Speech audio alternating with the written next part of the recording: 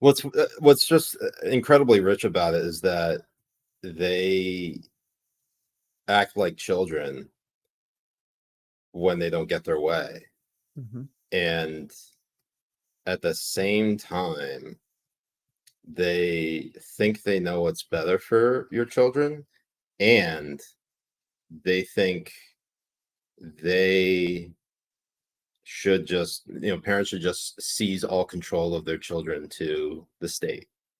That's what they say.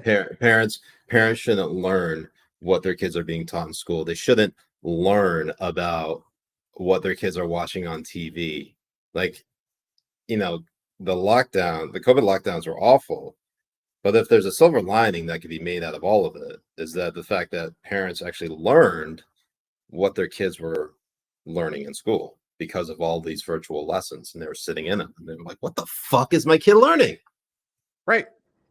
And what's really funny is when they started talking about it and they started saying that they wanted to be more involved, they want transparency, they want all this type of stuff. What did they do? What did the elites and fuckers in journalism do? They called them domestic terrorists, and they wrote articles. They wrote fucking articles stating that the the tyranny of parenthood, that being a parent is like a right-wing thing because you're the king of the house and blah, blah, blah. It's like, no fucking shit, you dumb shit. You fucking... Yeah, like, how fucking... That person, yeah, like, how fucking dare you? Yeah, like, how fucking dare you? Like, how fucking dare you as a parent? How fucking dare you as a parent decide what's best for your child? Unless, of course, you're deciding that they should get trans surgery.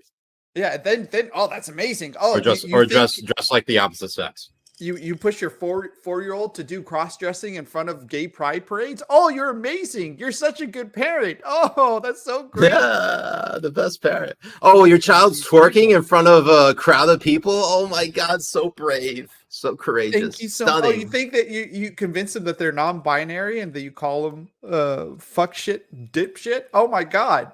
It's just sick. It's so sick. When it comes to... I gotta say though, Jay, fuck shit, dipshit. That was my nickname in high school. Well, and honestly, I'm surprised that it hasn't stick longer because we're gonna keep on going with fuck shit, dipshit. Yeah. And the funniest thing, honestly, the funniest thing about all this is children the children here in this United States are not only falling behind in math, reading, science, geography, like they're falling behind on every single thing. They're also now at a learning deficit because of the COVID lockdowns that the teachers unions pushed.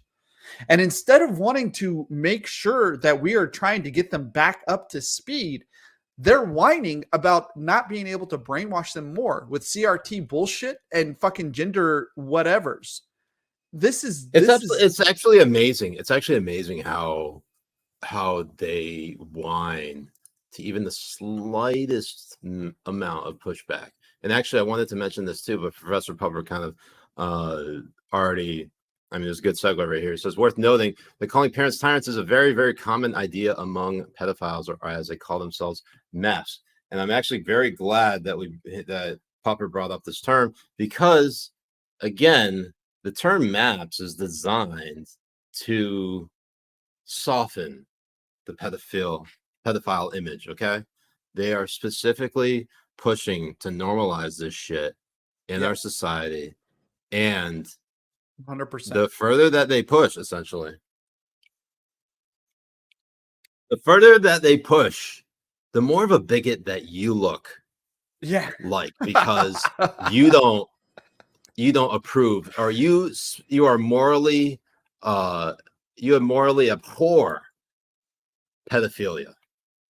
Like, you are a bigot, sir, and you should be deplatformed. You should be, fired from your job. You should be fucking disbarred. Yeah, call a terrorist. What, you name it, anything for that matter, because that is just how they're operating. You cannot give these people a fucking inch because they're literally taking a mile out of this shit. They are biting chunks out of this. Absolutely.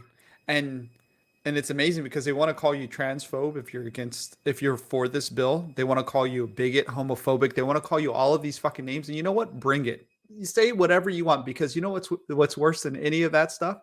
What you really are, a fucking pedo. A pedo It's just apologist, insane. a groomer, And all that's of this what, stuff. and that I is will what, push yeah. that language on And all of them. getting back to the Florida bill for a second, okay? It is important that we don't even use the term "don't say gay," because that is just propagating the idea, reminds people what you're talking about. Call it the fucking anti-grooming bill, because that's what it is. Absolutely.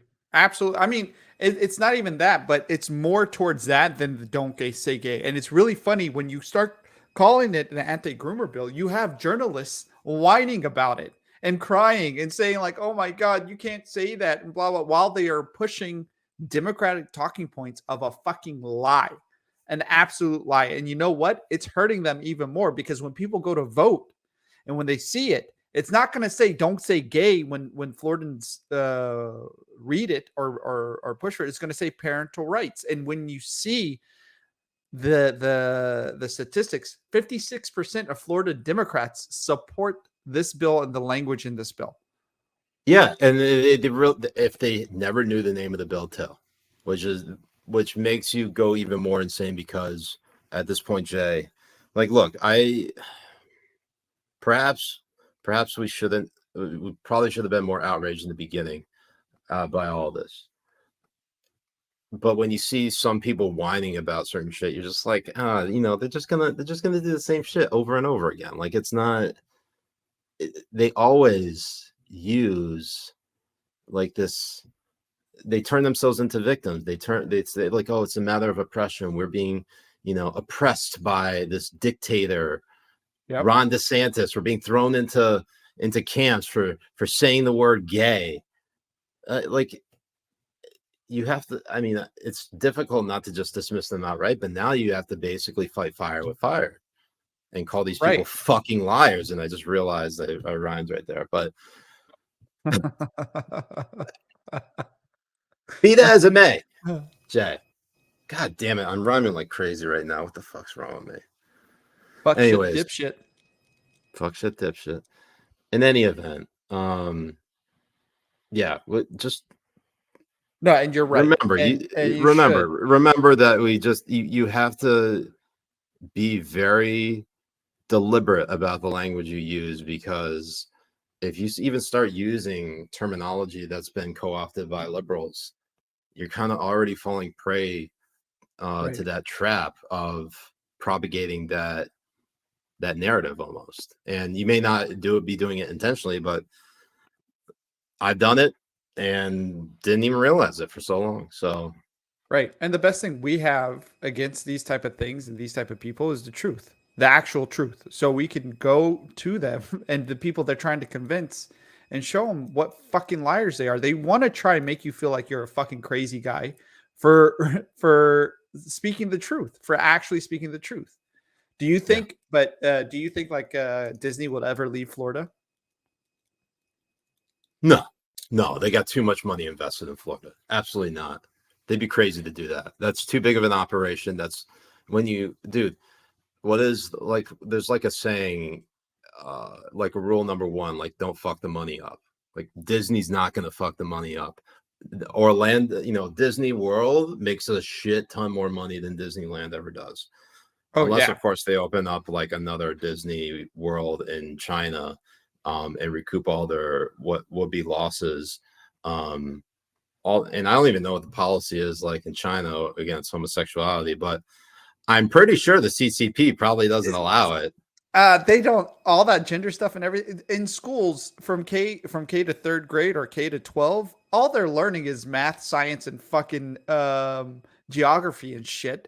You think that any of these people are teaching them the stupid shit of genders and gender ideology and stuff? They have no we idea. are so far behind places. After all, Jay, after all, there's only one gender in China, and that's man. Right. But the thing is, it's not only in China. We're losing to places like Korea. We're losing to places like Japan. We're losing to places. I think we're fucking losing to places even like fucking Brazil or something. Like, it's insane. It's absolute fucking garbage, and it's embarrassing. And instead of wanting to fix this in the education system and make it better, we're wasting hundreds of millions of dollars for these diversity CRT bullshit seminars for teachers and telling them how to teach kids to indoctrinate them into CRT or how to teach kids to indoctrinate them in this LGBTQ mindset. Like, we are spending hundreds of millions instead of actually pushing them to do right. I mean, imagine, man. Imagine there was more than $23,000 spent per student last year. Per Crazy. student. Imagine a family of 3 having that in their bank account instead of having their kids get brainwashed by some stupid bullshit. Bro, And it's so Ron DeSantis made a nice point, because he said if it was the don't say anything about the Uyghur camps bill, they would be in support of it. China would be in support of it. He's been hounding them on Uyghurs and hounding them on like bowing to China a lot, and I think it's working. So a couple things over on Rumble. Dark Tao says, "Take a drink and rhyme some more, Siraj. Be a Dr. Seuss." Oddly enough, that Jay, that's the only time I'll ever be a doctor.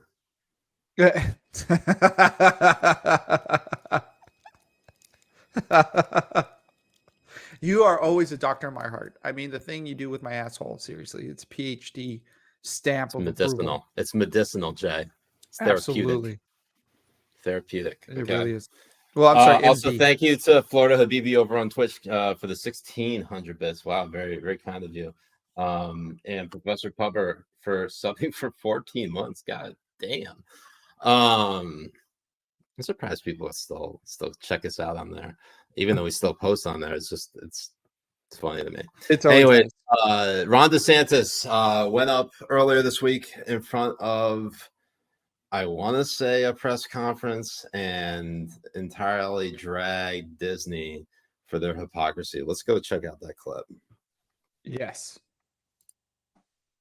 In relation to some of the one of the things I saw yesterday, we signed the Parents' Rights in Education bill. It's interesting when like a Disney-owned ABC would put that out on tweet. They'd say, Governor DeSantis signs bill to prohibit instruction in sexual identity and gender identity in some grades.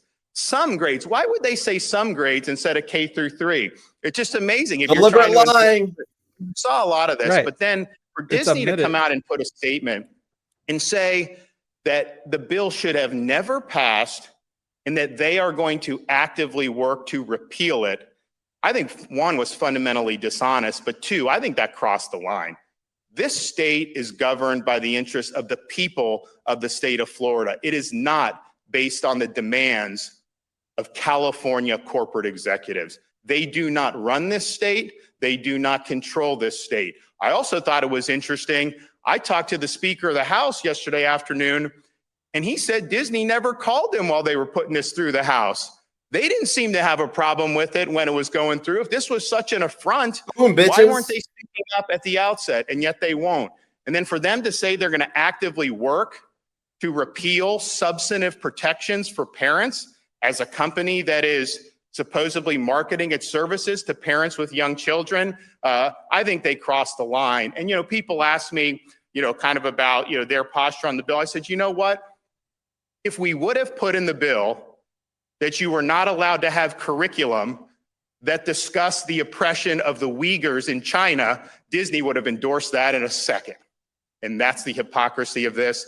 And, we're going to make sure we're fighting back when people are threatening our parents and threatening our kids. Man. So when you see that happen, first of all, couldn't have said it better myself. Harris Villain on Twitch says DeSantis is like Trump without the name calling when it comes to press. He pwns them, and it is amazing. He does a fairly good job, Jay. I must say. He does a great job. I would appreciate a bit more name calling though, because that never gets old. Right? Is something playing in the background? Dude, nothing's playing in the background here. I'm hearing Mexico versus Puerto Rico. Dude, I think it's your game. Is the game going on? Yeah, I got the game going on, but I'm not watching it live. I have Gamecast going on. No idea what this is, dude. Pretty sure it's you, Jay. It's not me. It's definitely you. I'm not here hearing in anything. Mexico. You're not hearing anything? I'm not watching. Am I going Mexico. crazy? Chat, am I going crazy? Yeah, You're see, definitely going turn crazy. off the stupid soccer game, you lib. It's the I soccer don't even game. have it. Bro, I don't even have. Oh my God, Jay. You piece of shit.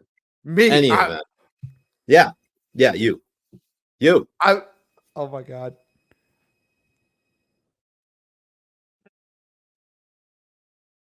Daniel Collins says it's crazy that there are people that still prefer Trump over DeSantis. I don't know. Trump's funny as shit. He is. But he's a funny dude. He is crazy, but goddamn is he funny. No, he's funny. He's hilarious. He great. Is. But you know, you cannot tell me there is a funnier president than Donald Trump. That dude is hysterical. Absolutely. He literally look at this. Thank you, Spencer. This is literally what I was gonna highlight. He released a statement, a press statement, a press release about getting a hole-in-one. Let's try to read it. Many people are saying, so I'll give it to you now. It is 100% true.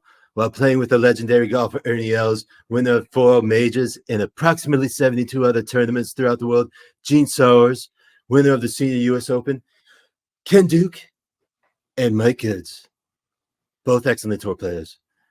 I made a hole-in-one. So that's gold. No, Jay. It's great. It's awesome. It's great. But I don't. By the way, that's my first ever legitimate try at a Trump impression, and I don't know how I did, honestly. You did pretty good. That wasn't bad. Okay, rest of the show in Pakistani accent because I'm not going to read that shit in Pakistani accent. Bye guy 2009 says, please, he's called Siraj, don't do a Trump impression on Rumble. And I have to say to you, sir, resign. Resign right now, sir. Please resign. Okay, sir. So we move on to next story. Okay. Harris Wellen, he says, greatest presidential athlete since Gerald Ford Lamau.